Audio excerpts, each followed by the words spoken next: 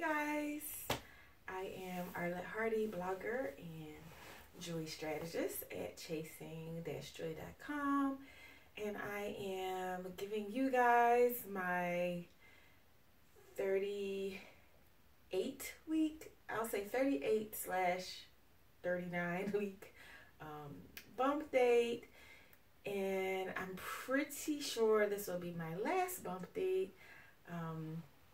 So in this week's video, I'm going to tell you about what happened in week 38, which was semi-eventful, and what's kind of going to be happening in the next couple of days, and that's pretty much it. So for those who don't know, if you're new to the channel, I am today I'm 39 weeks and 1 or 2 days pregnant, depending on what fertility app you look at, with a boy after a 2+ year infertility journey where I ultimately found success through IVF after having an ERA. All this to become a single mom by choice. So that's my background in one very long sentence. So if you're brand new, there's tons and tons and tons of videos for you to go back and watch. And I share my journey because I am a blogger. I blog at chasing-joy.com, and I write about ways for women to have more happiness in their life, and I give them encouragement in creating the happy, joyful life they want. And for me, that included becoming a mom, even though I have not yet met my Mr. Joy Chaser, my Mr. Right. I call him my Mr. Joy Chaser. So that's why I share my whole journey towards motherhood. So on to the stats.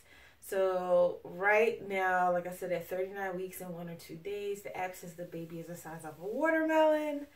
And it says the baby is like over 7 pounds, which we already knew because my baby was measuring 7 pounds 5 ounces a couple weeks ago. So, but that was give or take 15%.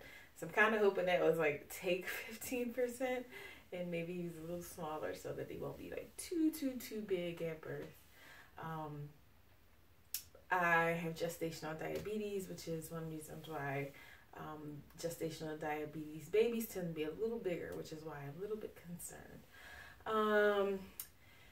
So cravings, I haven't had any additional cravings.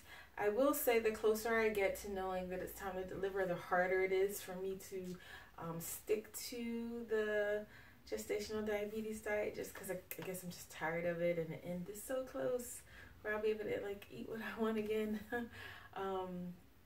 So that's been challenging. My medications are all basically the same. There's a slight change I'll tell you about in a minute, but I do prenatal, I do baby aspirin, vitamin C, D, and E. I also take Synthroid. That's pretty much, that's all I take every day. Oh, and as of a couple weeks ago, I did start doing an insulin injection for the diabetes. That I take that at night. What else? Pregnancy symptoms. There were no new symptoms over the last week or so. I'll do my high. I don't even know what my high point was for the week. Yeah, I don't even know. I guess my high point last week, not that it was a bad week, but it was like regular, and then there was definitely a low point. But I guess last week was my first full week of working from home, not having to go into work to the office. So that's definitely a high point because I had been really stressed about the idea that I could like go into labor at work, specifically that my my water could break at work. So that's a huge relief that I'm not worried about that anymore. So I guess being able to just work from home all week was good. My low point, so I spent my first night in labor and delivery, guys, and it kind of sucked. So here's what happened. The last video that you all saw was, well, I recorded on a Thursday, and I think I was 38 weeks and I'm sorry, I think I was like 37 weeks and 5 or 6 days, and I was talking about week 36 and 37. So that next day, on Friday, I had one of the incidents where I had the hot flash with the racing heart.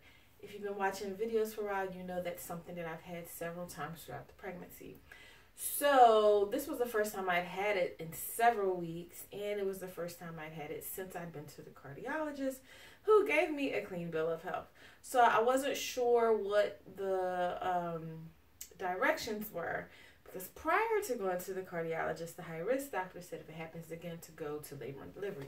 So I called the OB to see what they wanted me to do. They said I should call cardiology. By the time I called them, I spoke to the nurse twice. She had to go refer to the doctor, wait for him to call me back. By the time all that happened, the racing heart stopped. So ultimately, they ended up saying just rest and fluids, and that I should check in with the OB. So I was kind of like, well, they told me to call you guys, so that was a little frustrating. So I ended up calling back to the OB's office, and then they were a little frustrated too. They were like, well, that's why we wanted cardiology to weigh in. But ultimately, they said, okay, well, since it had stopped, just stick with fluids and get rest. So I canceled my plans. I was supposed to go out to see a dance performance on that night. So I canceled my plans, and I just stayed in. I rested. I drank extra water, and everything's fine. That was on a Friday. So Saturday, Sunday, Monday were fine. Tuesday, everything's fine. I had my non-stress test on Monday. That went great. Tuesday, everything's fine. I work from home. I log off work, and I was feeling like the baby had been a little, like, not moving as much that day. So I had just started to, like, kind of poke him a little bit, and I said maybe I'll eat, like, some Cheez-Its, like something with some carbs in it, like, you know, because the sugar might perk them up. And I was just starting to do that when all of a sudden my heart starts racing with the hot flash, and I'm like, oh my gosh. Now, I had woken up that day feeling kind of, no, actually, I'm lying. That day I felt fine. The Friday when it happened, before I had woke up that day feeling kind of anxious.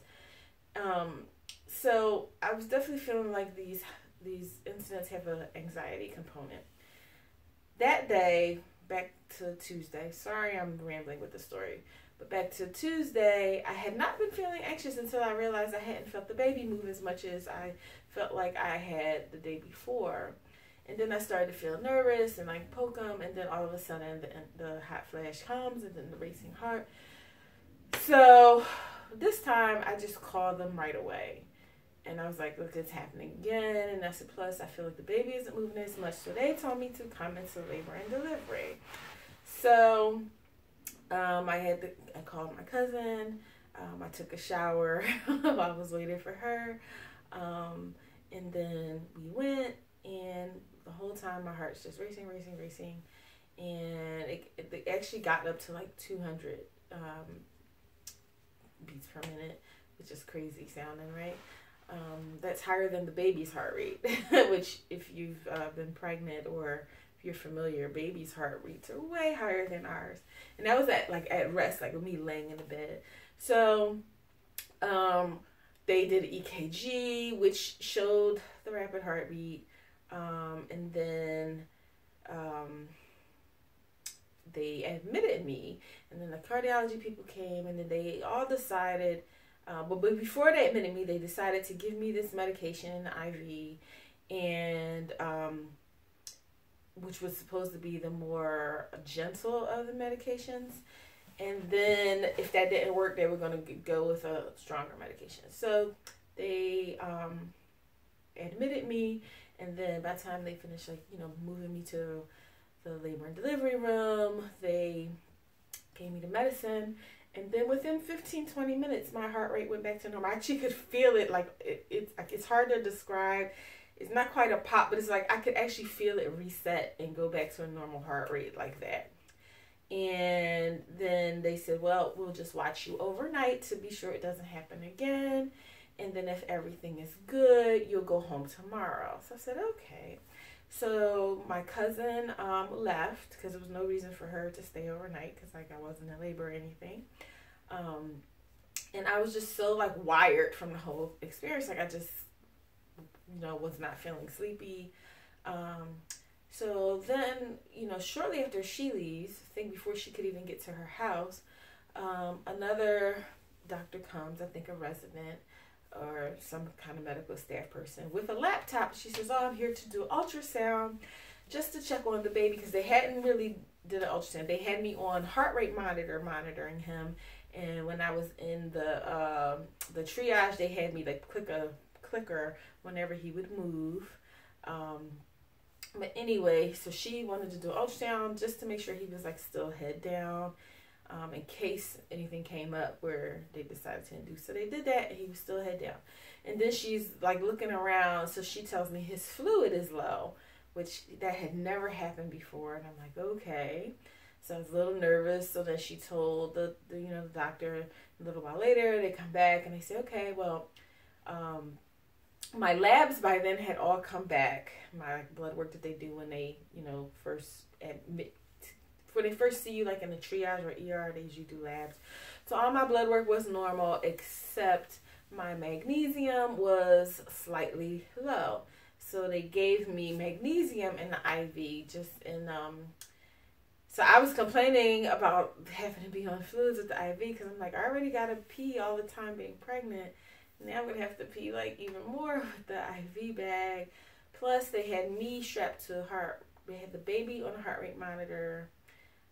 And then they had me on all these heart monitors that I had to keep on overnight that was connected to the cardiology people just to make sure that my heart didn't start racing again. And every time I would go to the bathroom, I have to call the nurse to get all that stuff disconnected. So I'm like, oh my gosh, this is going to suck with the fluids.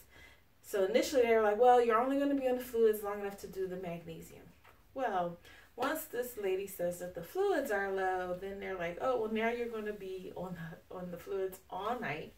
And we're going to recheck his fluids in the morning to see if the amniotic fluid went up or not. If it has not gone up, then we'll induce you in tomorrow. So I'm like, okay. So then that had me nervous a little bit. And then the bed in the hospital wasn't the most comfortable. It wasn't horrible, but it wasn't the most comfortable. But the worst part, well, I guess, or the most annoying part was, like, I'm strapped to all these monitors. And they were able to silence them all. But, like, with the baby monitor, if you move around or if he moves, they lose the heartbeat.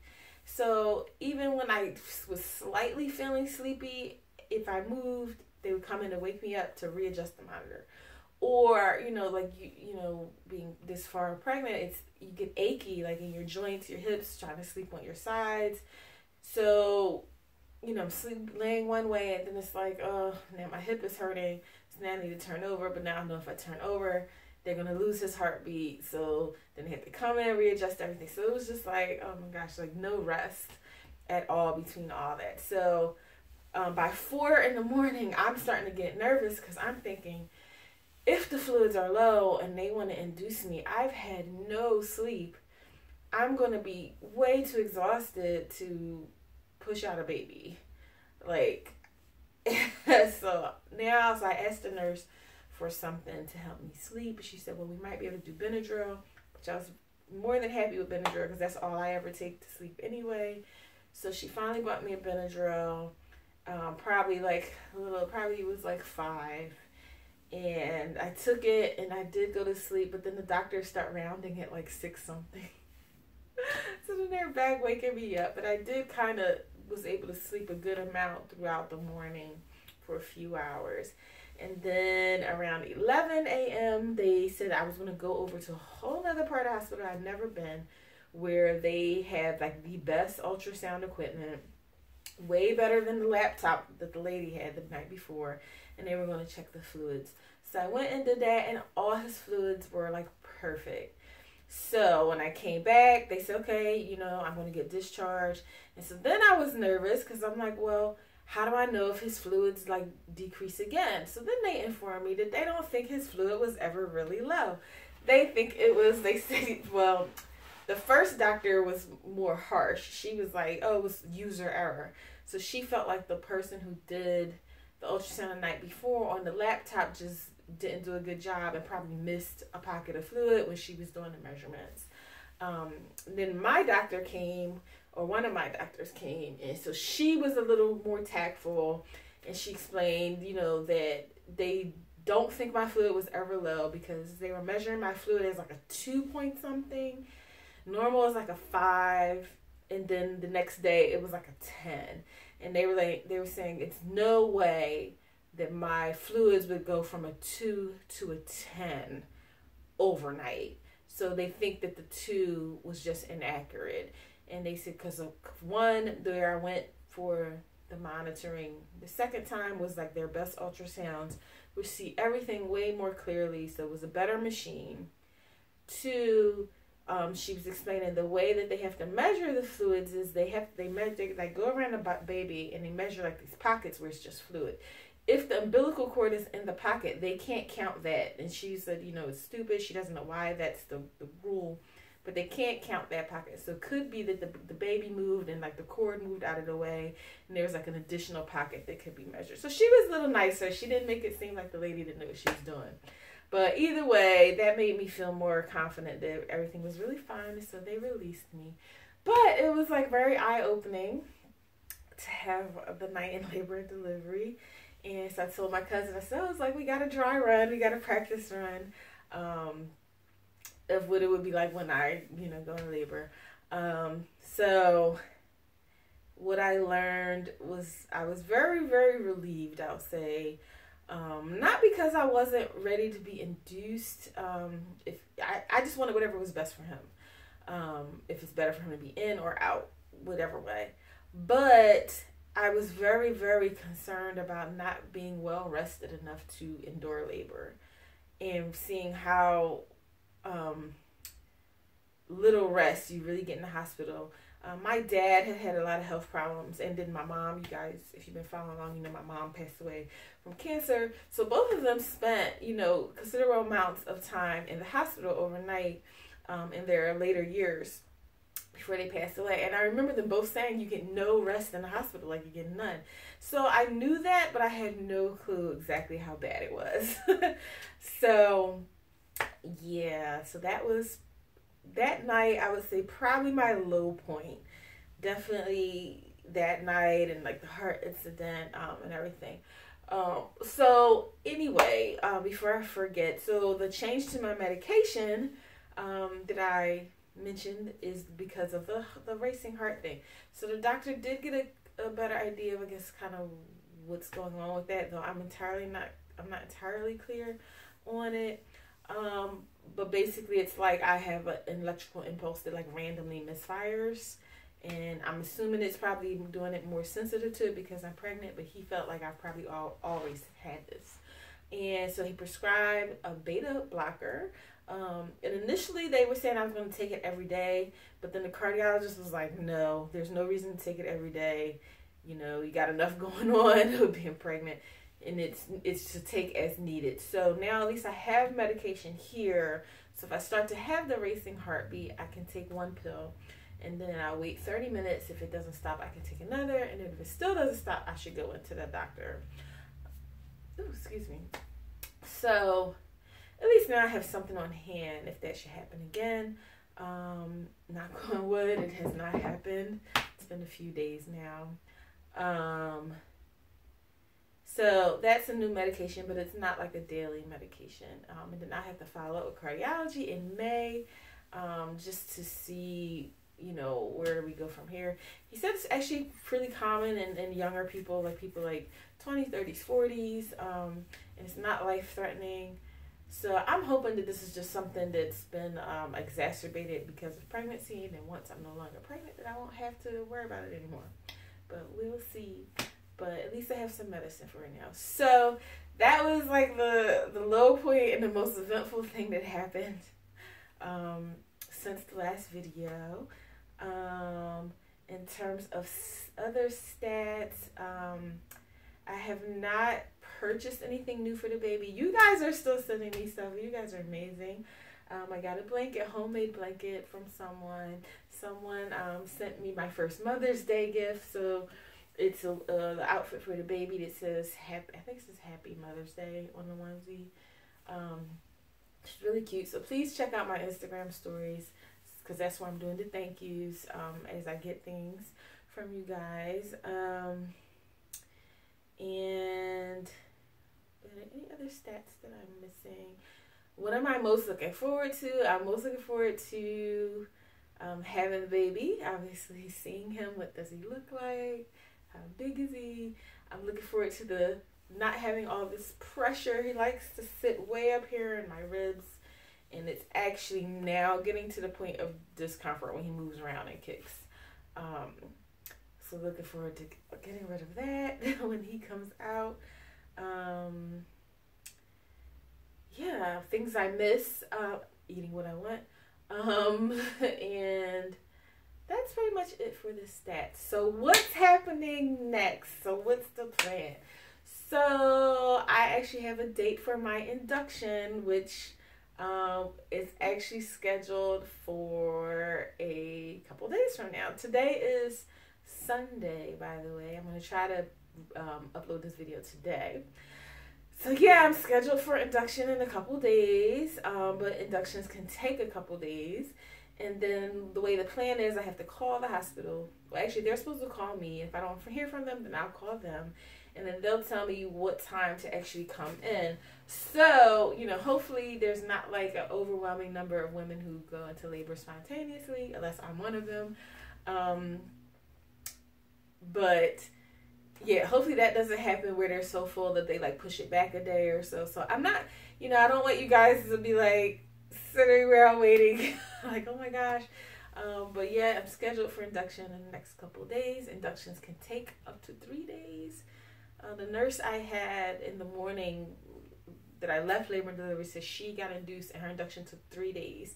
On the second day, they actually paused all the medicine so she could eat, because they don't allow you to eat during the process. So that sounds awful. So I've been trying my best to prepare. At my last checkup, which was Thursday, which was the day after I got out the hospital, things had progressed. My cervix was, they said now 60%, which is the face like shortened, I guess, by 60%, and it was soft. And she said it was like a fingertip dilated. This is a female doctor, so I don't even think that that's 1 centimeter. So I'm hoping that since then things have progressed. So what have I been doing? I have been bouncing on exercise ball.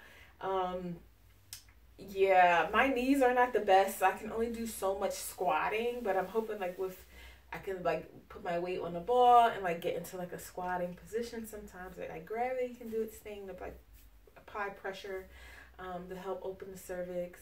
I've been eating dates. So one of the people that I follow on Instagram, she actually had her baby last week, and was induced, and her induction went really well, really quickly. And she said it's because she thinks it was the dates. She was preparing to eat 6 dates per day for the last 4 weeks of pregnancy, but then ended up getting induced after only eating the dates for 1 week. But she still felt like maybe they helped because it went so well. So I said, well, it can't hurt for me to eat some dates. I got some dates. And I've been eating 6 a day. And guess what? Dates are horrible. They're so nasty. I had no clue. But I'm eating them 2 at a time, 3 times a day, because I don't want to spike my blood sugars too much. So I'm being careful with them because they're super sweet. Yeah. So, but I've been eating dates. Today I did 30-minute walk on the treadmill, and I have been doing some squats. I'm hoping those things will work. Yeah, other things they recommend, obviously, you know, people say sex. So this is the one downside of the whole single mom by choice thing. Don't have a partner. Yeah, so no sex for me to get things going. Someone said nipple stimulation using a pump, so I might try that, but if I try that, I'm going to wait until the night before the induction, because I've read mixed things about that can make your uterus too irritable with like contractions that like stress you but don't progress you too much. So I don't want to do too much of that. Another friend recommended the evening primrose. Again, I read like mixed things, so I'm like hesitant. I haven't tried that. So far it's just the dates and walking. I'm trying to walk some more tonight and then again tomorrow, and then maybe even before I go, depending on what time they tell me to get and do to show up for the induction. So that's like the plan. So yeah, I'm like 99.9% sure this is my last bump date. And that the next, I'm not sure what the next video you guys see will be. I don't know if it'll be me introducing the baby to you guys, or if it'll be my labor and delivery story, my induction story. I have no clue. I don't know if it'll be, hey, I'm getting induced, here's what's happened so far, but it's taking several days, so here's part one. Like, I have no clue what the next video will be, but it won't be a typical bump date, that I can assure you. And while I'm talking about the baby, let me address something. So I mentioned in my video about packing my bag that I am not planning to share the baby's name on social media, and I explained why, because I do want to protect his privacy, because I am so open. Someone was I felt like maybe I misinterpreted their comment, but I felt like they were upset. And they felt like I was abandoning you guys because I'm not sharing the name. So I have not said I'm going to stop the channel. I still plan to continue the YouTube channel. I had the YouTube channel actually before I started trying to conceive. If you look at some way earlier videos, because this channel is part of my overall Chasing Joy brand. And not every video has been baby related or trying to conceive, though 90% are. So going forward, I plan to keep the channel. I plan to continue to talk about, I guess it'll be my motherhood journey and how I'm chasing joy now, also being a mom, because I know from other moms that can be a challenge to have your own happiness a priority while you're caring for your children. So I'm not abandoning you guys. I still plan to talk about the baby and motherhood and birth process and different things of becoming a new mom. I'm just not sharing his name, and I'll probably, like if you guys have names, suggestions for how we can refer to him, if you have a cute nickname. I've been basically calling him Baby Joy Chaser thus far, and I may continue, or maybe I'll come up with a cool nickname like some of my other blogger friends do. But like I really have to be aware and conscious of, he is a person. He is not just an extension of me. He'll have his own opinions. And everything that I share is not just about me anymore, that this is his story. And so, I don't intend to share his name. So I hope you guys get that. If you don't get it, then I'm sorry, but that's like how it's going to be. But please don't feel like I'm abandoning the channel or that I've shared my life and I'm just cutting you guys off. But I do want to say, for the record, and this is just in general, people who decide to share their lives on YouTube or blogs or vlogs because they want to, inspire others or share their story, or they have things going on that can be helpful for others, that doesn't mean they can't at some point change their mind and decide this isn't working for them. So, even if I did decide to shut down the channel, which I'm not, that would be very much within my right. And I just want to say that because I know a lot of you watching have channels and things like that. And I don't think we should feel obligated because we've decided to share that, like, we always now have to share the rest of our life forever. Like, you have the right to change your mind, So I'm just putting that out there, even though I have no plans of going anywhere. And, yeah. So anyway, off that tangent, next video, who knows what it'll be, but it'll be probably about, here's a baby, or here's how labor went, or hey, I'm in labor, or something. And just for simplicity, the first birth announcement will more than likely be on Instagram and Facebook. So if you have never followed me on social media before now, now is the time to do it if you want to see when the baby is born, before I get a chance to do like a whole video and do any editing if necessary and get it up on YouTube. So now is the time to go ahead and search for Chasing Joy on Instagram and Chasing Joy on Facebook, and click follow or like, and keep up with me there. So anyway, I'll end with probably my last video bump shot. This is me at 39 weeks and 2 days. And I just have on pajamas, guys, because I don't really think I'm going anywhere today. Just other than walking, I'll just be eating dates and relaxing and trying to rest and conserve energy. So here I am at 39 weeks and 1 or 2 days. I don't think the baby has dropped. I wish the baby would drop. And apply more pressure to the cervix so I can at least be somewhat dilated. It's me from the back. Don't think I've spread out too much. And this is the other side. So, yep, that is me at 39 weeks and 2 days. And please keep me and the baby in prayer as we head for induction and labor, that it goes smoothly and uneventfully, that I'm able to have the baby vaginally, that I'm able to get my epidural, and that everything just really goes well for both of us. And I appreciate all your kind words, and yeah, it's crazy that this part of the journey is ending, that he'll be out in the world. I have mixed feelings. I can't wait for him to be out and to meet him. But it's a little scary because now, like, he's in me and he's, like, safe. Wherever I'm at, he's at. So, like, him being in the world is like, oh, boy, that's a little scary. I'm getting all emotional. But I'm excited, and please just keep us in prayer, and thank you.